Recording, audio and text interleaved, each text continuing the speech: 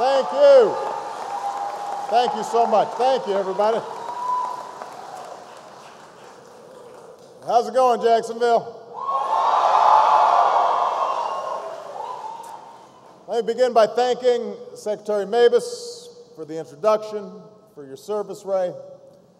I know we've got a lot of naval aviators here, and Ray is a former surface warfare officer, but don't hold that against him. Don't hold that against him now, because Ray Mabus is doing an outstanding job as Secretary of the Navy.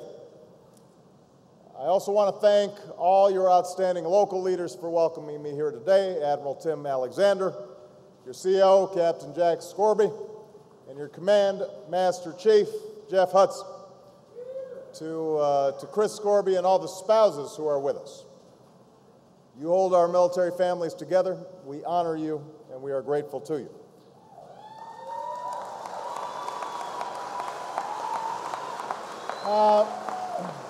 It is great to be here at one of America's finest naval air stations.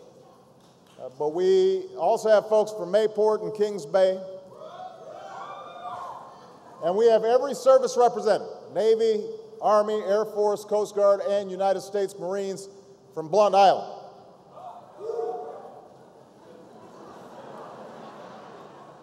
Now, military communities like this one take care of their own, your people, your families. But keeping you strong also takes the civilian community beyond the gate. So we want to thank Mayor John Payton and all your great neighbors, the people of Jacksonville, for their incredible support. Give them a big round of applause.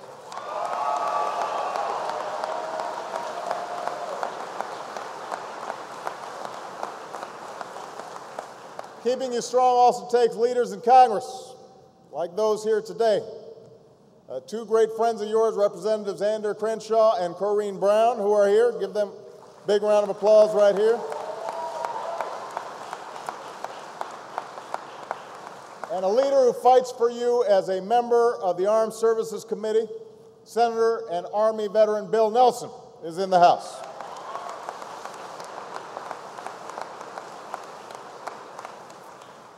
Keeping you strong takes something else. A country that never forgets this simple truth. It's not the remarkable platforms that give the United States our military superiority, although you've got some pretty impressive aircraft here, I got to admit. It's not the sophisticated technologies that make us the most advanced in the world, although you do represent the future of naval aviation. No, we have the finest Navy and the finest military in the history of the world because we have the finest personnel in the world.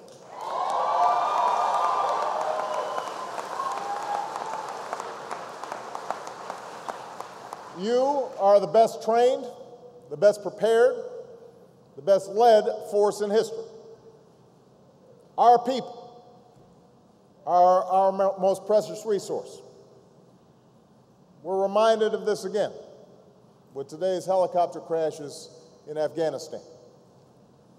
14 Americans gave their lives, and our prayers are with these service members, their civilian colleagues, and the families who love them.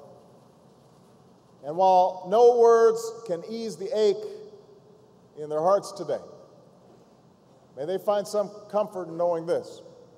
Like all those who give their lives in service to America, they were doing their duty, and they were doing this nation proud.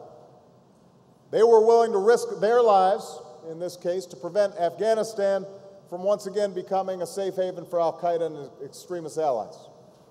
And today they gave their lives, that last full measure of devotion, to protect ours.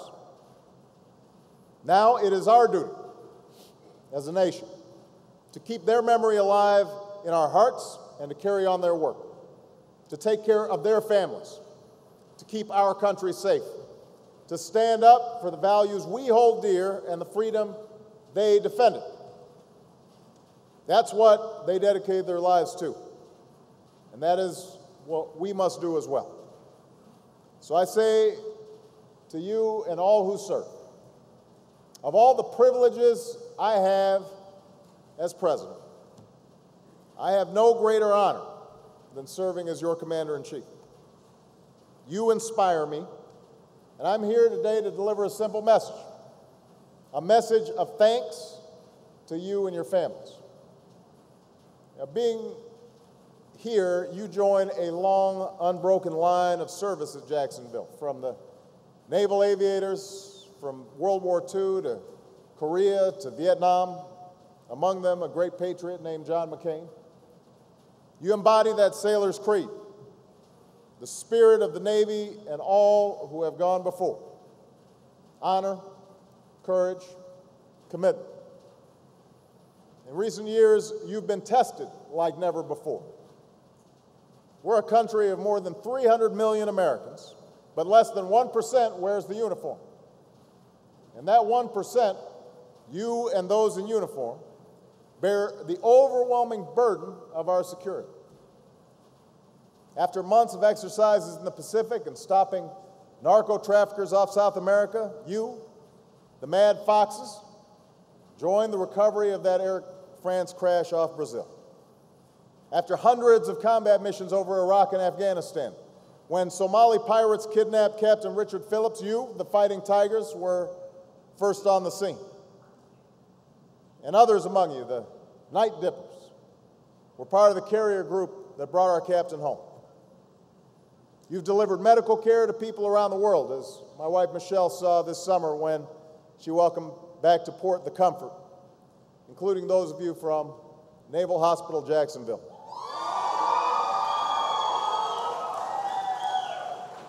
And like thousands of sailors in today's Navy, you've gone ashore to meet the mission of our time, like the Desert Lions who served in Iraq. Today, we also send our thoughts and prayers to all the folks from Jacksonville on the front lines at this very moment. Pilots and air crews around the world, Navy corpsmen on the ground in Afghanistan, and those of you, the dusty dogs who will deploy next month to the Persian Gulf, you're going to make us proud. But there's no service without sacrifice. And though few Americans will ever truly understand the sacrifices that you and your family make, day in, day out, tour after tour, year after year, I want you to know this. Your dedication to duty is humbling. Your love of country is inspiring. The American people thank you for your service. We honor your sacrifices, and just as you have fulfilled your responsibilities to our nation, your nation will fulfill its responsibilities to you. That's the message I just offered to the inspiring Gold Star families I met with a few moments ago. Families who've made the ultimate sacrifice and whom we honor. And that's the message I bring to you and all our forces, families, and veterans around Jacksonville and across America. You've made the most profound commitment a person can make to dedicate your life to your country and perhaps give your life for it. So as your Commander-in-Chief, here's the commitment I make to you. To make sure you can meet the missions we ask of you, we are increasing the defense budget, including spending on the Navy and Marine Corps. This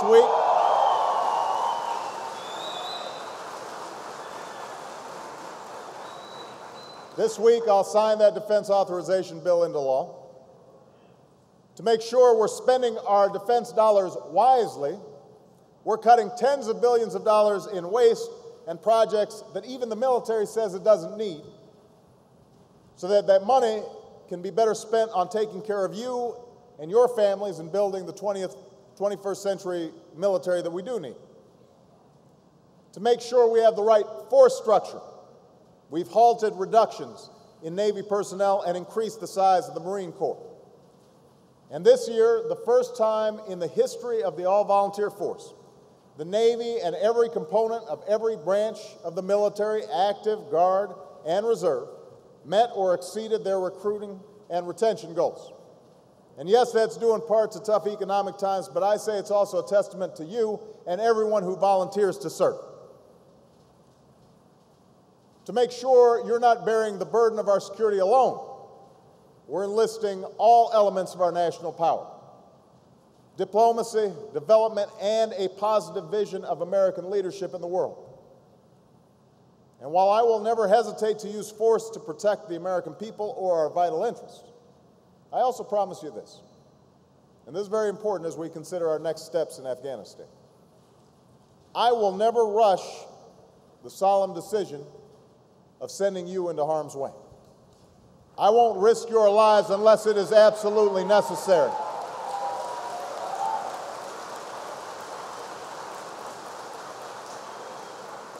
And if it is necessary, we will back you up to the hilt because you deserve the strategy, the clear mission, and the defined goals, as well as the equipment and support that you need to get the job done. We are not going to have a situation in which you are not fully supported back here at home. That is a promise that I will always make to you.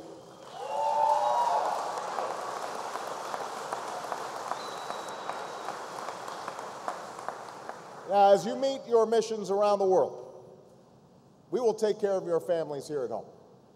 That's why Michelle's been visiting bases across the country. That's why the Recovery Act is funding projects like improvements to your hospital and a new child development center at Mayport. It's why we're increasing your pay, increasing child care, helping families deal with the stress and separation of war. And finally, we pledge to be there when you come home. We're improving care for our wounded warriors, especially those with post-traumatic stress and traumatic brain injuries. We're funding the post-9/11 GI Bill to give you and your families the chance to pursue your dreams.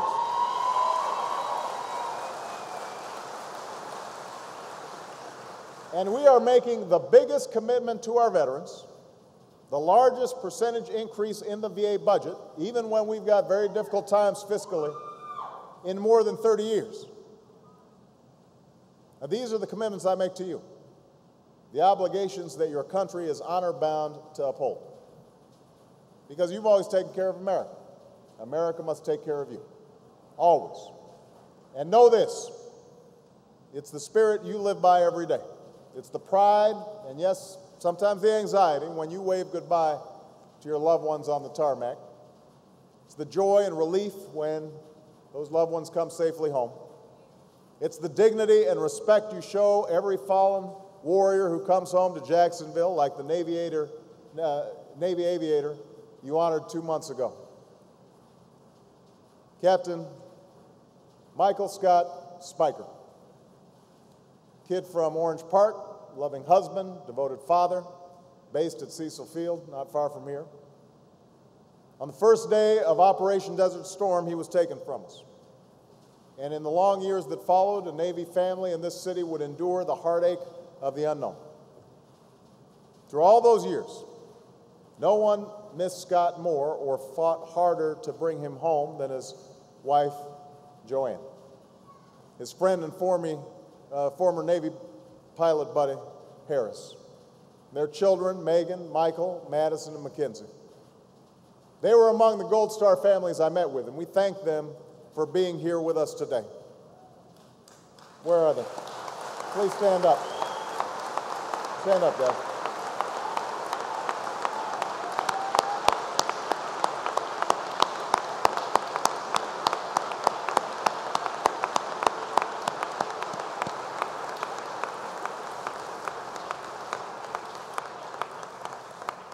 This summer, the news came, after 18 years, after all the dashed hopes, we found him.